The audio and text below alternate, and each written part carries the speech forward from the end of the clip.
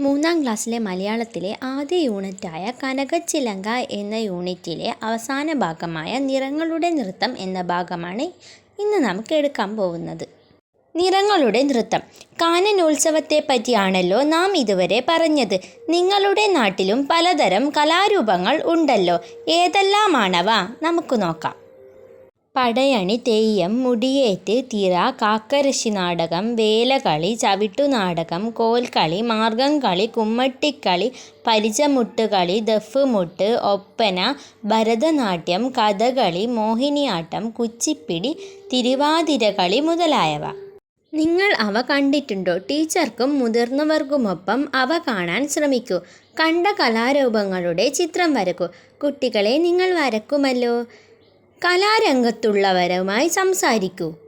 ഓരോ നാട്ടിലും കലാരൂപങ്ങളുണ്ട്. ഇവയുടെ മുഖത്തെഴുത്തും ചമയങ്ങളും ഒരേപോലെയല്ല. വാദ്യോപകരണങ്ങളിലും മാറ്റമുണ്ട്. പാട്ടുകളിലും അവതരണ രീതിയിലും മാറ്റം കാണാം. രണ്ടു കലാരൂപങ്ങളുടെയും ചിത്രം നോക്കൂ. കഥകളി, പടയണി. ഇവ രണ്ടും നിങ്ങൾ കണ്ടിട്ടുണ്ടോ കുട്ടികളെ? നിങ്ങൾ കണ്ടെങ്കിൽ ഒന്ന് കമൻറ്റ് ചെയ്യൂ.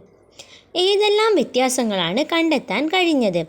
കാഴ്ചയിൽ രണ്ട് കലാരൂപങ്ങളും തമ്മിൽ എന്തെല്ലാം സാമ്യങ്ങളാണുള്ളത്? സാമ്യങ്ങളും വ്യത്യാസവും പട്ടികപ്പെടുത്തി എഴുതി നോക്കൂ.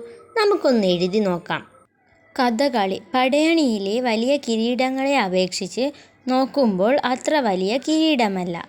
മരം കൊണ്ടും മറ്റും നിർമ്മിച്ച സ്വർണ്ണ നിറമുള്ള തകിടുകളും നൂലുകളും പതിച്ച കിരീടമാണ് ഉപയോഗിക്കുന്നത്. പടയണി വലിയ കിരീടമാണ് ഉപയോഗിക്കുന്നത്. കുരുത്തോലയും കവുങ്ങിൻ പാളയും മറ്റും ഉപയോഗിച്ചാണ് കിരീടങ്ങൾ നിർമ്മിക്കുന്നത്. പ്രകൃതിദത്ത കുരുത്തോലയും പാളയുമൊക്കെയാണ് പ്രധാന വേഷം. ഇനി നമുക്ക് സാമ്യങ്ങൾ നോക്കാം. രണ്ട് കലാരൂപങ്ങളും വളരെ ചടുലതയോടെയാണ് അവതരിപ്പിക്കുന്നത്. രണ്ടിലും വളരെ വർണ്ണാഭമായ വസ്ത്രങ്ങളാണ് ധരിക്കുന്നത്. രണ്ടു കലാരൂപങ്ങളും ധാരാളം ആഭരണങ്ങൾ ഉപയോഗിക്കുന്നുണ്ട്. ഈ ഭാഗം ഇവിടെ കഴിഞ്ഞിരിക്കുകയാണ്. ചാനൽ സബ്സ്ക്രൈബ് ചെയ്യാനും ലൈക്ക് ചെയ്യാനും മറക്കല്ലേ.